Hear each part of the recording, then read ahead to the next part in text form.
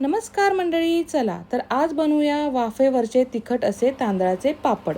हे पापड बनवताना मी पापड खार वगैरे वापरलेला नाहीये, तरी पण तुम्ही बघू शकता हे पापड जे आहेत ते दुपटी तिपटीने फुलले गेलेले आहेत आणि मस्त असे झालेले आहेत। हे बघा, आवाजाने तुम्हाला समजतच असेल।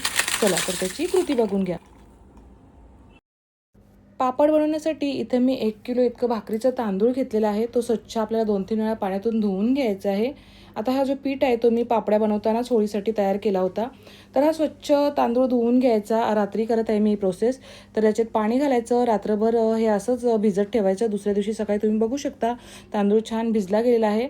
आता दुसऱ्या दिवशी मी हे छान असं पसरवून घेते चादरीवर आणि दिवसभर आपल्याला हा तांदूळ जो आहे तो कडक उन्हात सुकवून घ्यायचा आहे। नंतर चक्कीतून दळून आणायचा आहे। हा बघा आपला पीठ तयार आहे। इथे मी एका भांड्यामध्ये 3 वाटी तांदळाचं पीठ घेतलेलं आहे। ज्या वाटीने आपण पीठ घेतो त्याच वाटीने आपल्याला पाणी घ्यायचं आहे। तर 3 वाटी पिठाला मी पहिल्यांदा तर 3 वाटी पाणी घेतलेलं आहे। थोडंसं मिक्स करून घ्यायचं, एकदम पाणी घालायचं नाही कारण की गुठळी बनू शकते। पुन्हा याच्यामध्ये मी 3 वाटी पाणी ॲड केलेलं आहे। म्हणजे 3 वाटी तांदळाच्या पिठाला मी 6 वाटी इतकं पाणी घातलेलं आहे। त्याच्यामध्ये घालायचं आहे 1 चमचा तेल, 1 चमचा आलं लसूण मिरची कोथिंबीरची पेस्ट, चवीनुसार मीठ घालायचं आहे आणि 1 चमचा चिली फ्लेक्स घालायचं आहे। छान असं मिक्स करून घ्यायचं। तुम्ही बघू शकता याची कन्सिस्टन्सी आपल्याला इडलीच्या पिठाच्या सारखी याची कन्सिस्टन्सी ठेवायची आहे। इथे मी एका साईडला गॅसवर पाणी तापत ठेवलेलं आहे आणि त्या भांड्यावर पुरतील अशा मापाचे आपल्याला ताट घ्यायचे आहे। त्याच्यावर बॅटर टाकायचं आहे आणि हे बघा असं गोलाकार फिरवत राहायचं आहे। काय नाही, नुसतं ताट फिरवायचं आहे। हा पापड व्यवस्थित असं तयार होईल गोल गोल। तर पाणी छान उकळलेलं आहे, त्याच्यावर आपल्याला हा पापड ठेवायचा आहे। लक्षात असू द्या, पापड करताना पाणी उकळतच पाहिजे, थंड असता कामा नये, नाहीतर पापड आपला तयार होणार नाही। तो पापड तयार होतोय तोपर्यंत इथे मी दुसराही वळून घेतलेला आहे। 2 मिनिटं आपल्याला वाफवून घ्यायचा। त्याच्यानंतर आपल्याला हा परातीत घालायचा आहे। परातीमध्ये पाणी घालायचं आहे आणि हा बघा पापड काढताना जो आहे तो पहिल्यांदा तर आपल्याला पाणी त्याच्यावर शिंपडायचं आहे आणि सुईच्या साहाय्याने असं सुई तिरपी घ्यायची आहे। उभी घेतली तर पापड तुटू शकतो। 1-2 वेळा तुम्ही प्रॅक्टिस केली तर तुम्हाला सहज जमू शकते हे बघा अशा पद्धतीने प्रत्येक वेळेस मी पाणी घालत आहे आणि सुई तिरकीच ठेवलेली आहे। हे बघा आपला मस्त असा पापड तयार झालेला आहे। पुन्हा करून दाखवते आणि ताटावर जेव्हा आपण बॅटर टाकतो ना तेव्हा ताट एकदम कोरडा पाहिजे, स्वच्छ पुसून घ्यायचं आहे। एकदम कोरडाच असेल तरच पापडी बनेल, नाहीतर पापडी तुटू शकते।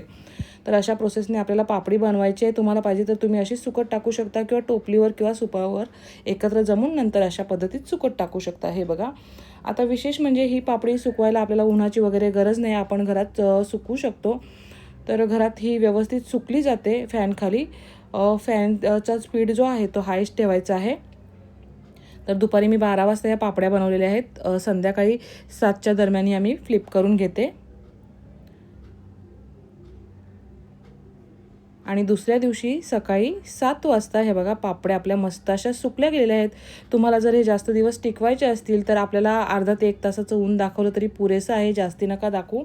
आणि या तुम्ही मग कोणत्याही डब्यात वगैरे घालून ठेवू शकता किंवा पिशवीमध्ये भरून ठेवू शकता, वर्षभर आरामात टिकतात। चला तर आता या पापडनं तुम्हाला तळून दाखवते। मी पापड्याच बोलते सतत कारण की पापड्यांची प्रोसेस ही अशी असते, पण ते गोड असतात आणि हे असतात तिखट, म्हणून वाफेवरचे मस्त असे तिखट पापड तांदळाचे। तर गरम गरम तेलामध्ये हे बघा तुम्ही बघू शकता मस्त असे फुलले जातात। फ्लिप करून घ्यायचे, दोन्ही साईडनं छान असं तळून घ्यायचं। हे बघा मस्त असे आपले पापड तयार आहेत। हे बघा मी पुन्हा तळून दाखवते। हे बघा मस्त असे आपले पापड जे आहेत ते भराभर तळले जात आहेत आणि चवीलाही खूप छान लागतात आणि विशेष म्हणजे यांना उन्हाची गरज नाही, आपण घरच्या घरीच मस्त असे पापड तयार करू शकतो। हे बघा पटापट मस्त असे पापड तळून घेतलेले आहेत। तर तुम्हाला आजची माझी वाफेवरच्या तांदळाच्या तिखट पापडांची रेसिपी कशी वाटली? जर तुम्हाला आजची माझी रेसिपी आवडली असेल तर माझ्या व्हिडिओला लाईक करा, शेअर करा आणि अजूनपर्यंत जर तुम्ही माझ्या चॅनलला फॉलो किंवा सबस्क्राईब केलं नसेल तर अशाच नवनवीन व्हिडिओ बघण्यासाठी माझ्या चॅनलला फॉलो सबस्क्राईब करायला विसरू नका। धन्यवाद।